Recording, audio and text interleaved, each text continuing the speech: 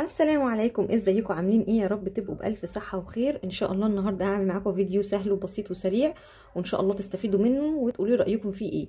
قبل ما نبتدي الفيديو بتاعنا النهارده، يا ريت لو كنتوا اول مره تشوفوا قناتي يا ريت تشتركوا فيها وتفعلوا زر الجرس عشان يوصلكم كل فيديو جديد انزله، وتشجعوني وتدعموني نكبر القناه مع بعض.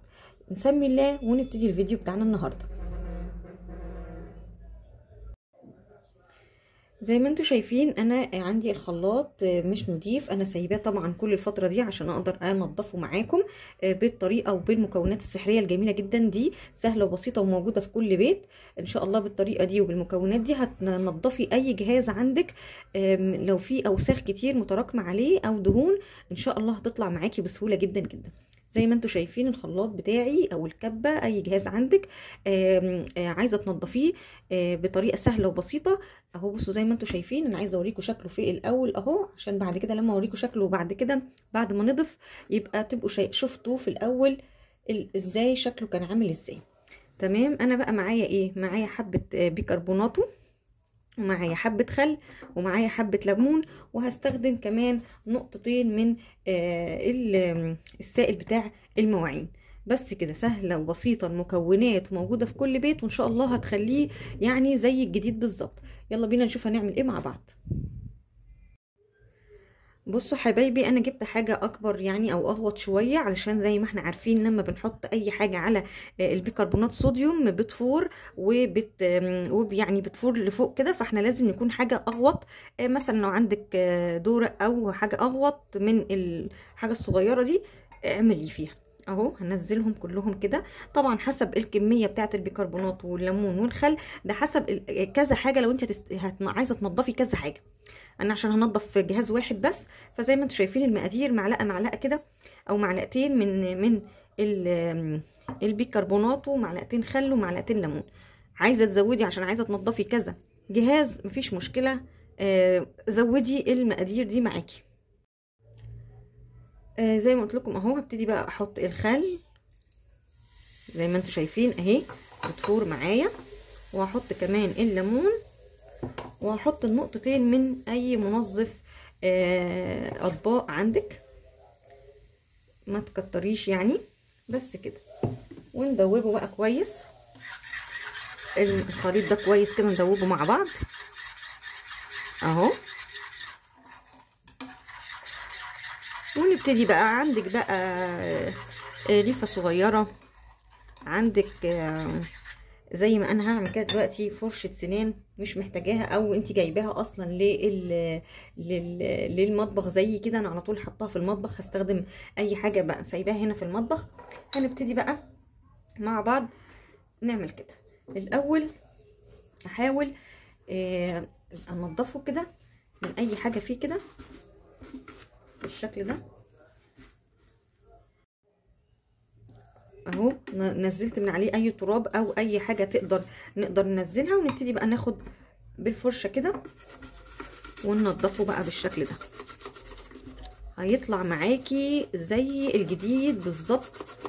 وطبعا الفرشه بتخلينا نقدر نوصل للاماكن زي دي كده اللي مش هنقدر نوصل بيها بالليفه بتاعتنا، عشان ايه؟ تبقى اكبر شويه اهو. هعمله بقى كله بالشكل ده.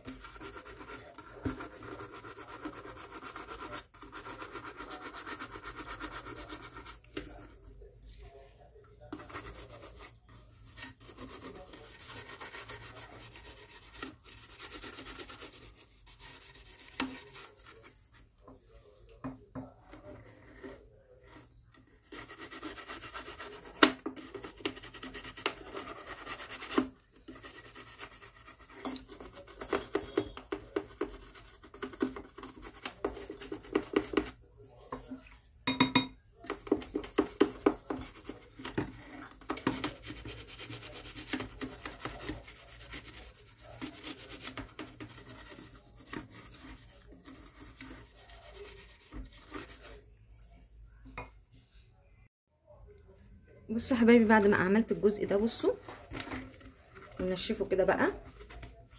طبعا احنا ما احتاجناش لميه كتير، وطبعا زي ما انتم عارفين عشان غلط الميه طبعا والاجهزه اللي زي كده ما احتاجناش ميه كتير ولا اي حاجه. بصوا نشفناها يا دوبك بس كده نشفناها. انا حبيت اوريكم الجزء ده لما بنشفه وطلع بصوا نضيف ازاي، جميل جدا حلو قوي. بصوا بقى الجزء ده كمان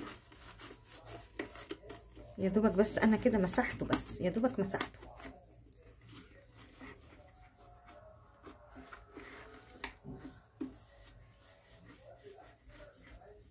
لو في حته كمان محتاجه نعملها برضو تاني اهو.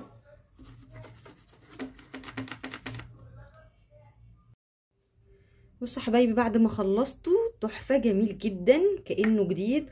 بصوا نضف جدا جدا جدا من كل حته. وطبعا الفرشه خلتني اوصل للاماكن اللي مش عارفه اوصل لها دي. بصوا بقى جميل جدا جدا وريحته حلوه ونضيف قوي وكانه جديد. وكمان زي ما قلت لكم مكونات سهله وبسيطه موجوده في كل بيت. قدرنا ننظف الخلاط او الكبه او اي جهاز عندك بطريقه سهله وبسيطه. والفرشه كمان خلتنا نعرف نوصل للاماكن اللي مش بنعرف بيها واحنا بنعمل يعني بالليفه. سهله وبسيطه الطريقه، يا رب تجربوها هتعجبكم وهتشوفوا نتيجتها كمان قدامكم، هتبسطكم جدا جدا جدا. يا رب يكون الفيديو النهارده عجبكم واستفدتوا منه. لو عجبكم يا ريت تضغطوا لي لايك وتسيبوا لي كومنت في التعليقات يشجعني انزل لكم فيديوهات تانية كتير، وتشتركوا في قناتي وتدعموني وتشجعوني انزل لكم فيديوهات كتير كتير تستفيدوا منها. شكرا لكم وشكرا لمشاهدتكم للفيديو. مع السلامه.